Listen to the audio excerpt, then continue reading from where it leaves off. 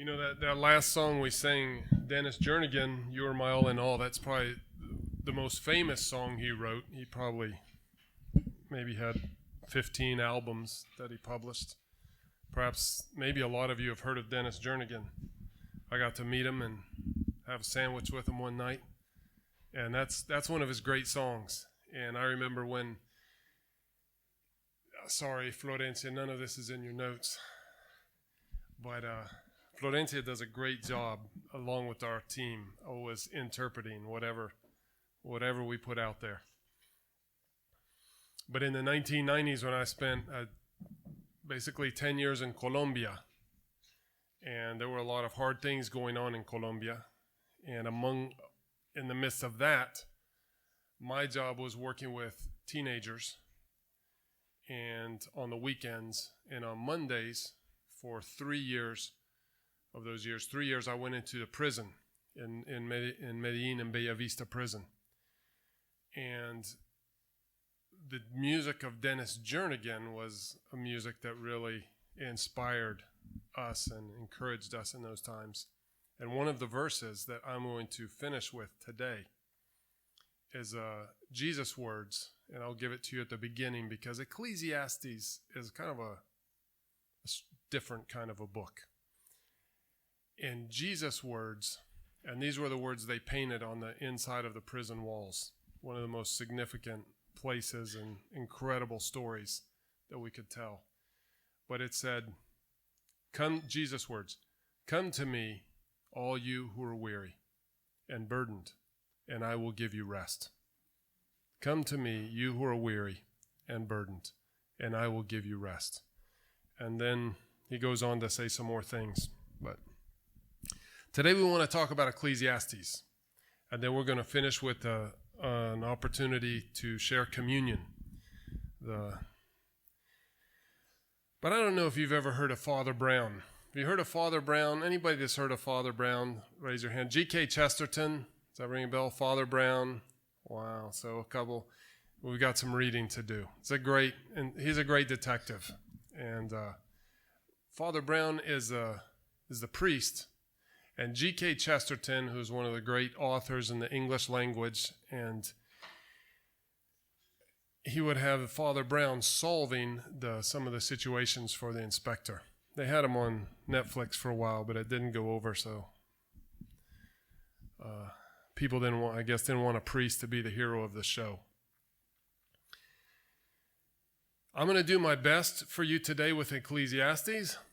I'm inspired, but I'm also looking at the clock. When I get inspired, I go too long, so I'm going to stay with it.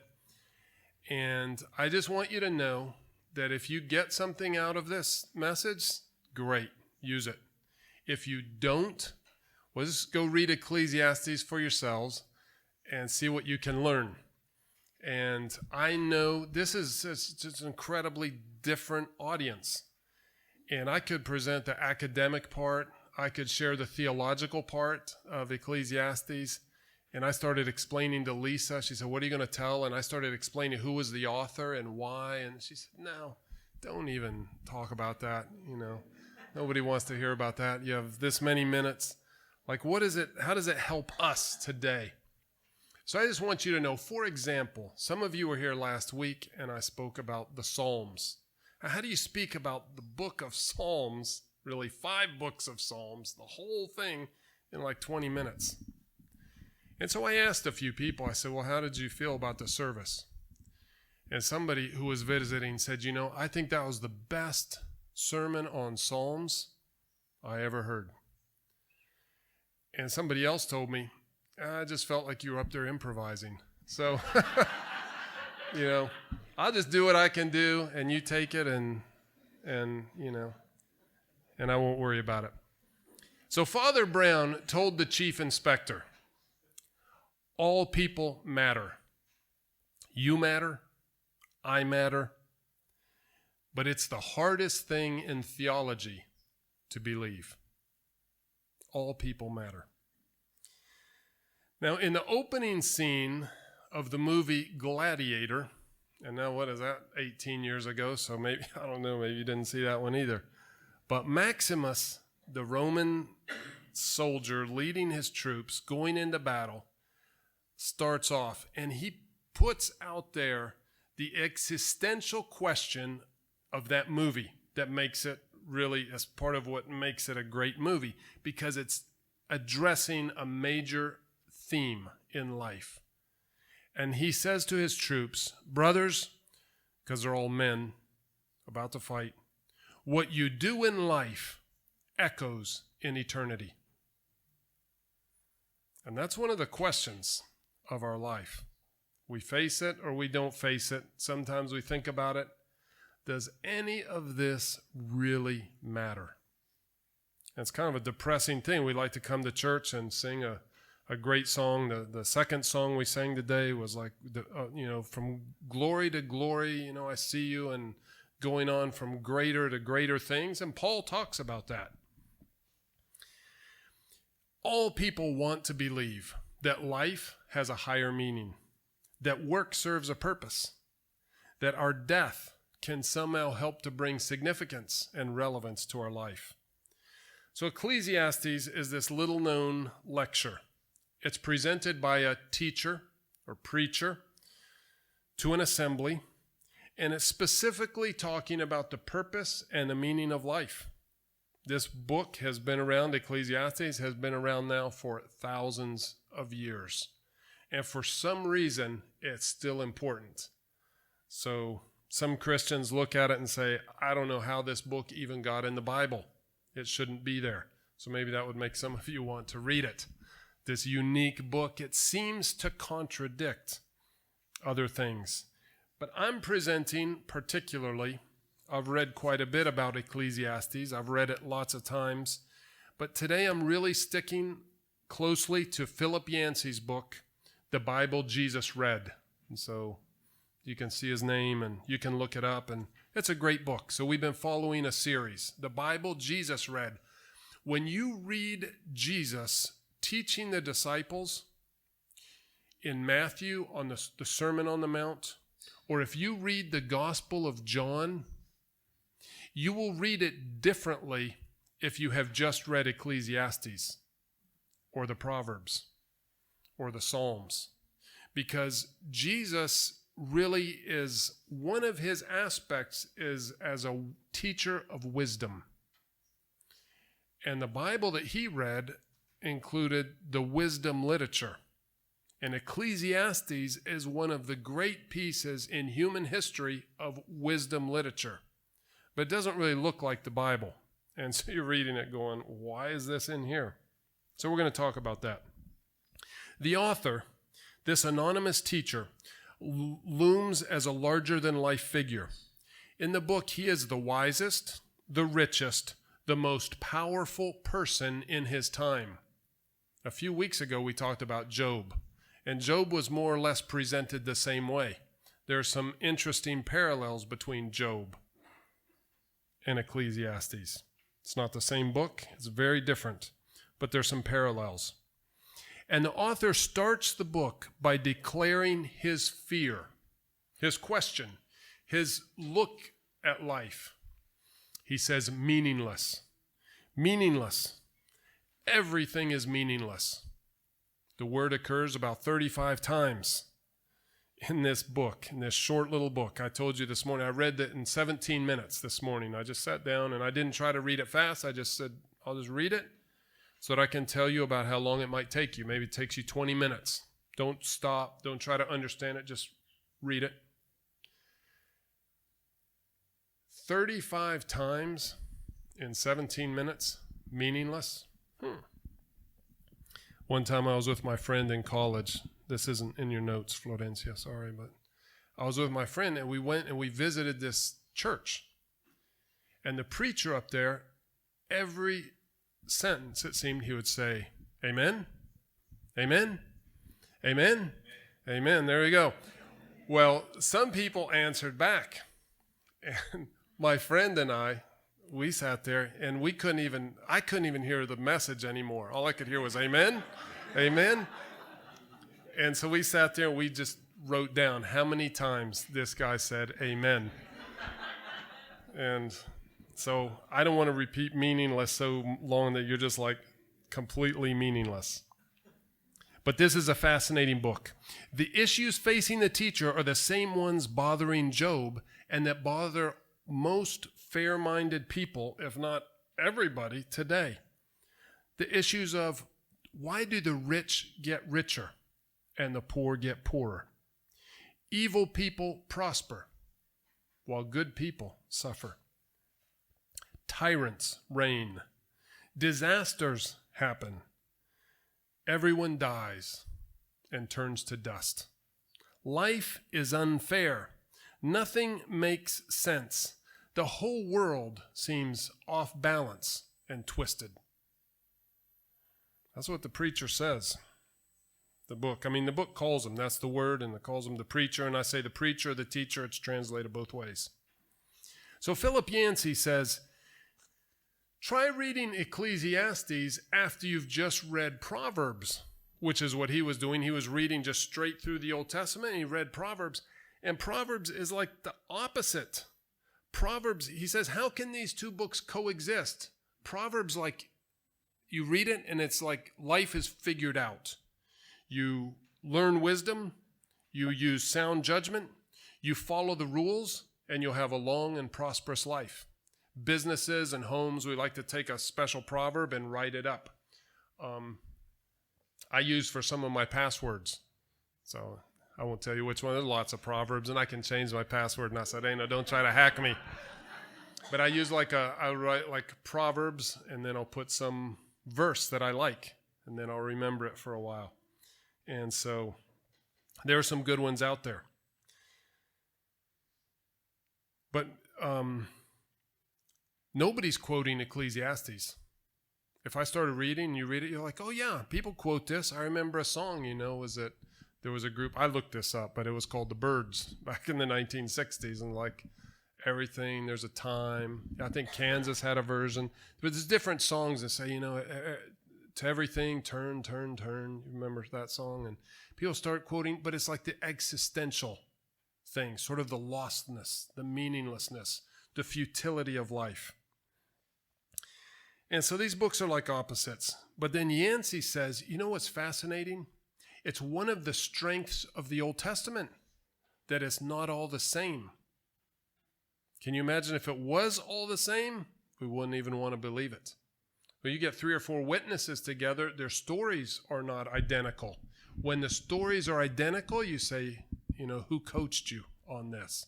Because we see things differently. We experience life differently. And so Yancey says the variety in the Old Testament is a main strength of the scriptures. It's like a long symphony of music. And it goes through different moods, joyful and somber. And each mood contributes to the impact of the whole.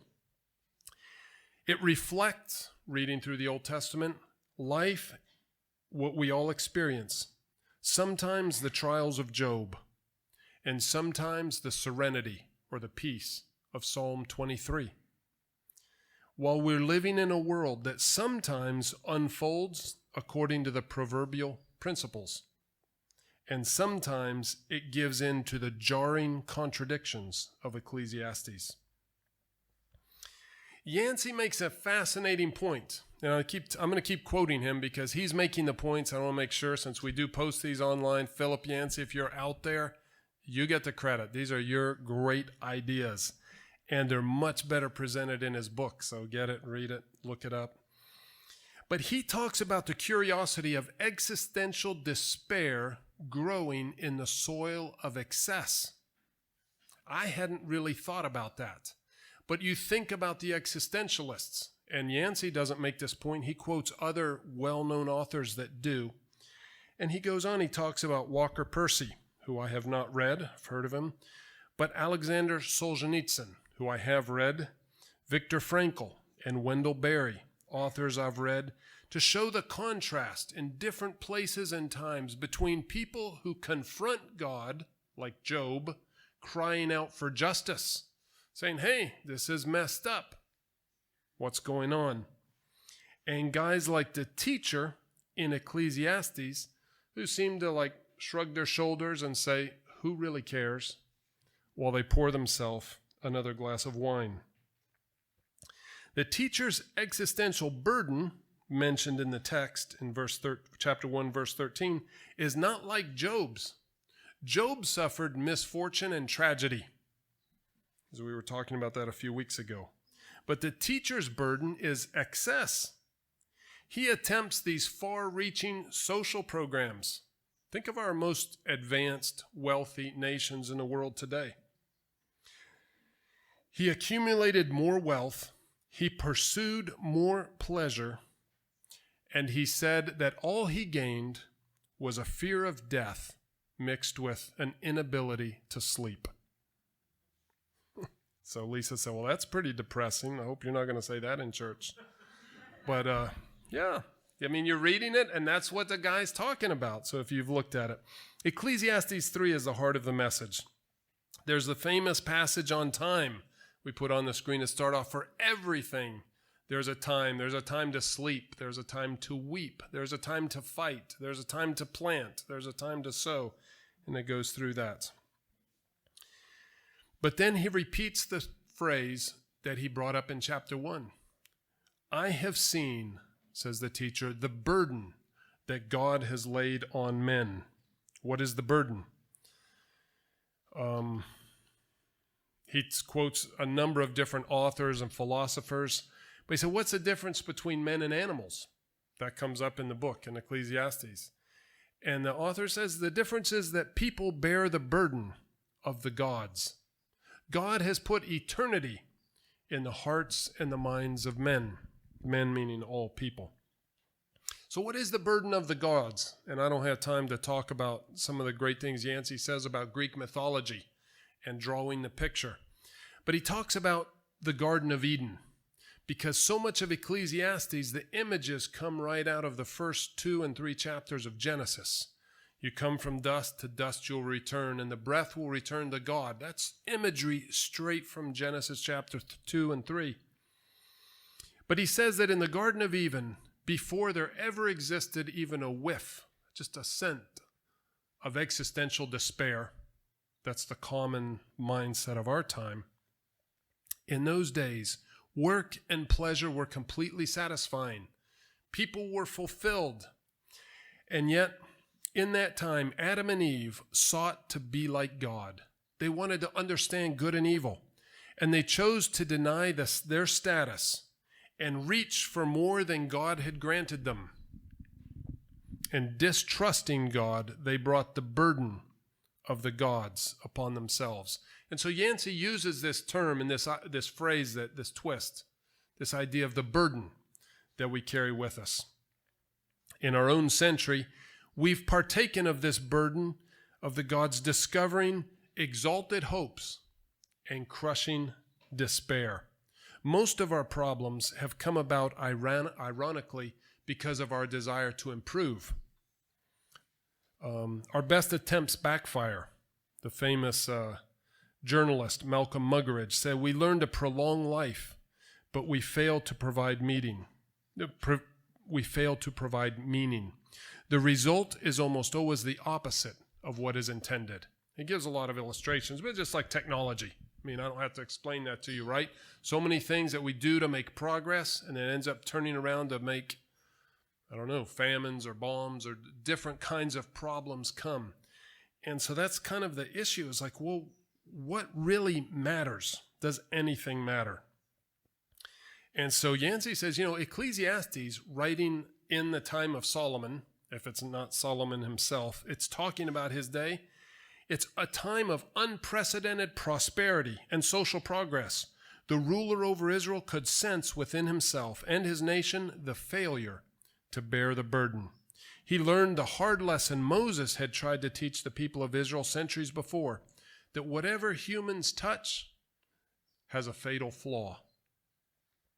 Good times represent the real danger. Our best efforts spell ruin. In short, human beings are not gods. And that realization is driving, in Ecclesiastes, the teacher to despair. However, the teacher also spoke of eternity, a spark of hope, a ray of light, a sense of longing for beauty, purpose, joy, personal fulfillment. The pleasures of life, says the teacher, are gifts from God. Yet pleasures pursued become a danger when we lose sight of the one who gives the gifts. Good gifts like sexual drive, taste buds, the capacity to see and appreciate beauty. Ecclesiastes says that the very stones, the obstacles in life that we come on, the ones that we trip over, are often good in themselves. Ecclesiastes 3:11 says, God has made all things beautiful in its time. Yancey writes, by assuming a burden we are not meant to carry, we turn nudity into pornography.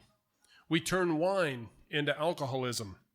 We turn food into gluttony, and human diversity into racism and prejudice. Despair descends as we abuse God's good gifts, and they seem no longer gifts and no longer good. Yancey says that Ecclesiastes endures as a powerful book of great truth because it presents both sides of life on this great planet. The promise of pleasures so alluring that we may devote our lives to pursuing them, and then the haunting realization that these pleasures ultimately do not satisfy. God's great world is just too big for us. We were made for another home. We were made for eternity, and nothing this side of paradise will ever quiet the discontent. So God has set eternity in the hearts of men, says the text, but men cannot fathom what God has done from beginning to end.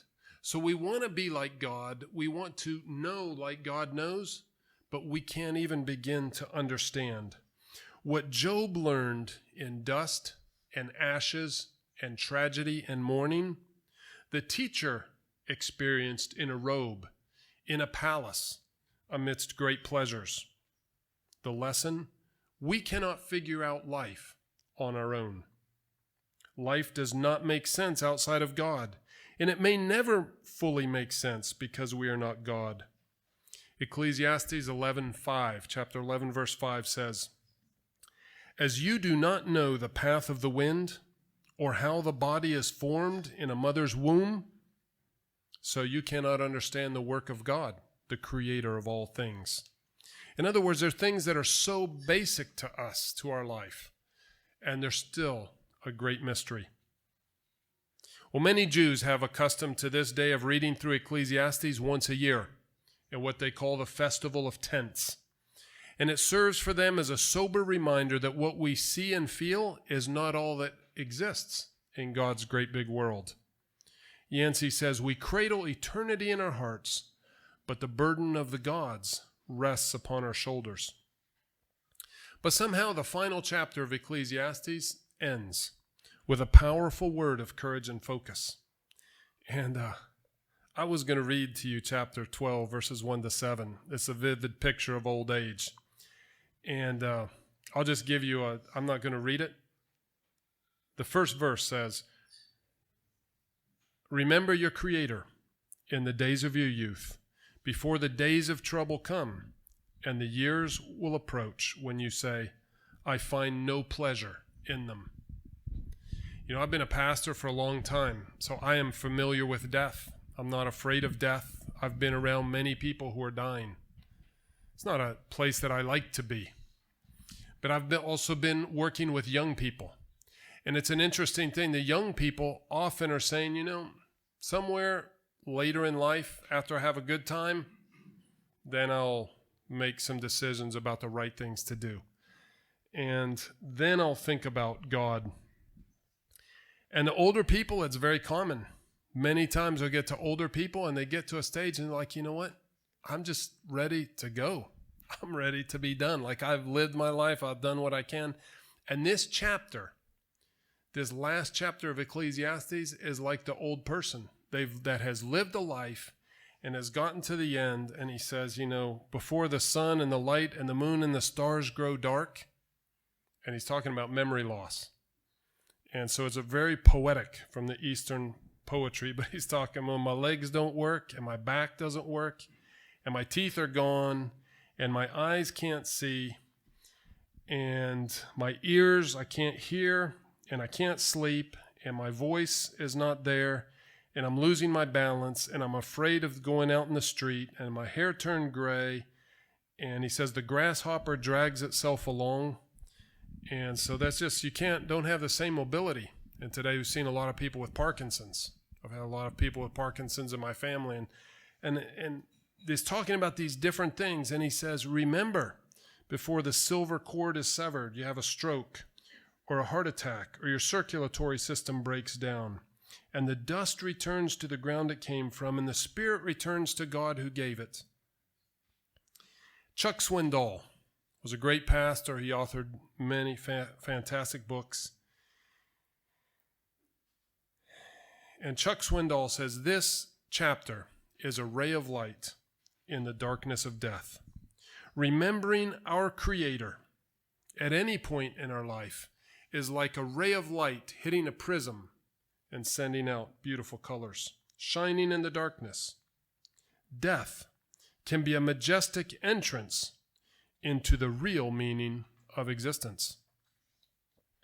The book concludes, chapter 12, verse 9, not only was the teacher wise, but he also imparted knowledge to the people. That's another motive to read it. You may not understand it, but if 3,000 years ago they wrote a book and we're still reading it and it says, this guy was wise and he imparted knowledge, then it's worth struggling and thinking. Verse 13 says, all has been heard. Here is the conclusion of the matter. Fear God, fear in the Old Testament meaning love, respect, and honor. So love God, keep his commandments. This is the whole duty of mankind. Yancey concludes, somehow the teacher counsels at the end, take the leap of faith, believe that there is a God, and that this life will make sense one day, when the eternity in our hearts will find its Sabbath rest, when the burden of the gods will settle on our resurrected shoulders with a bearable lightness of being. That sounds philosophical and poetic. Well, it's because it is. Paul said, in the light of the resurrection, after seeing Jesus, who he believed was total fake, and then he met Jesus after the resurrection. And Paul said, there's meaning in life. For me to live is Christ, and to die is gain. Paul said, this was the Bible that Paul read, Ecclesiastes, and Paul said, now we see through a glass darkly, but one day we will see clearly. We will know. And so he's answering to these questions. There's a Trappist monk named Thomas Merton, and mostly from Kentucky, where I'm from, so I'll give you a quote. He said, you do not need to know precisely what is happening or exactly where it is all going. What you need is to recognize the possibilities and the challenges offered by this present moment and embrace it with courage, with faith, and with hope. Jesus said, come to me, all you who are weary and burdened, and I will give you rest. Take my yoke upon you and learn from me, for I am gentle and humble in heart, and you will find rest for your souls. For my yoke is easy and my burden is light.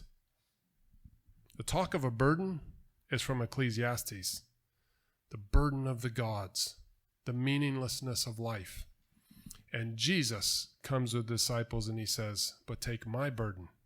It's light, and you'll find rest for your soul.